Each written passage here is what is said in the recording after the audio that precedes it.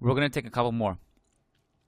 Razvan Vlad Popovici says, what do you think of the recent comment of Micah Richards, the British pundit, about Karim Benzema? Did you see this?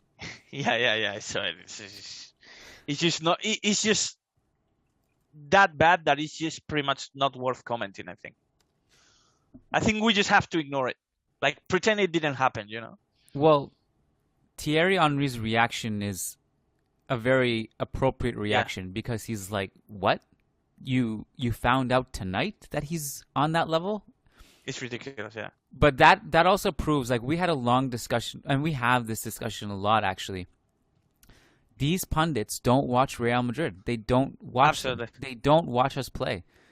And so they watch us play once, like a month in the Champions League, if that.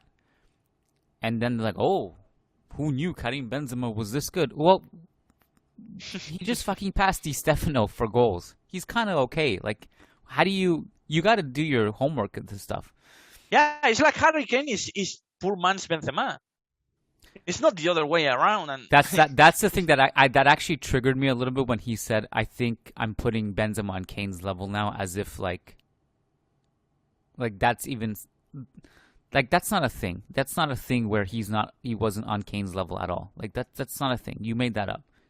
If anything, yeah, Kane is has to the prove one he's on Benzema's level. Exactly what I was trying to say. And as you mentioned, and also I think we have to speak about this thing of overrating everything coming from the Premier League. I think it happens especially with British media, where they overrate every single player, every single Premier League player, and subsequently underrate his opponents or their opponents across European football. I think this is a thing also, and a trend that for example has happened to players like Kroos in recent years.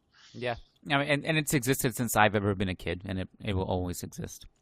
Yeah. And again, Harry Kane is your point was perfect, and your sentence was perfect. Kane is the one who needs to prove he belongs in the same discussion as Benzema. Miles and ages ahead of Kane.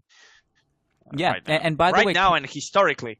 Yeah, and by the way, Kane is amazing, but Kane. Oh yeah. Kane has like no trophies, and he has to stay healthy for him to be on discussion.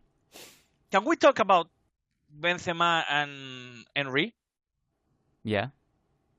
I mean, this has been a debate and a discussion for the last 5-6 years. Like, has Benzema surpassed Henry as the best French striker in the history of their football?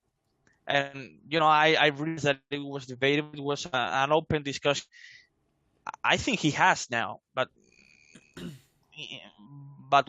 by what he has done over the last year, and definitely the other night was probably the biggest night of his career. And all, I think it's a pretty clear discussion to me right now, if it wasn't in the past.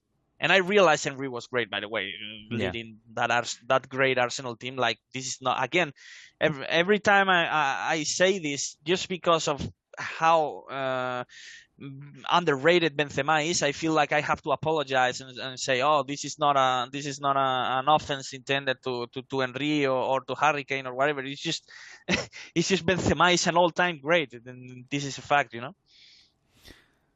So when this discussion originally started, I think when that game where Zidane said after the game where he said Benzema's the greatest French striker, and after that everyone was going crazy.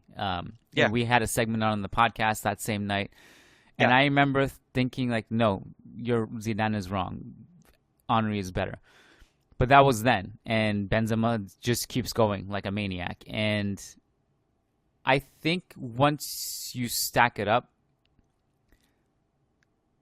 Benzema is going to be regarded as the better player. And you know what's staggering, though? I was just looking up, like, because the thing with Henry is you can't say he was just a goal scorer, too. Like, you can do that with other strikers you compare Benzema with, but Henry's, like, link-up ability, his ability to play on the wing. Great. I mean, just unbelievable. I mean, I think he still has several records in the Premier League as a foreigner. And But I just looked this up because I just wanted to see from like an overall offensive production standpoint. Kind of crazy to see, but from goals and assists per 90, they both sit at 0.91, exactly tied. Wow. So it's interesting to see it that way. Henry has more goals in his career, but he didn't play with Cristiano Ronaldo for 8 years. Come on. That and he only has 30 more goals, and a bunch of those are from the MLS with the Red Bulls. Oh, or the whoa, then it's not even close. Yeah, so Benzema, like that's retirement there. Yeah. Like we don't count that. And no offense to MLS fans, but those if MLS fans get offended by that, I think they might have to just check themselves into a mental institute. But no, I think Benzema, by the time he retires, he's going to be regarded as it's going to be indisputable once he retires. Yeah, I agree. Kavil Das says, hey, this question is for Lucas. On a scale from 1 to 10, what would you rate the atmosphere in the Bernabeu on Wednesday night, and how would you describe it? Question for both Keon and Lucas. When was your favorite Bernabeu experience? So tell us the experience about Wednesday, because you didn't actually talk about that much.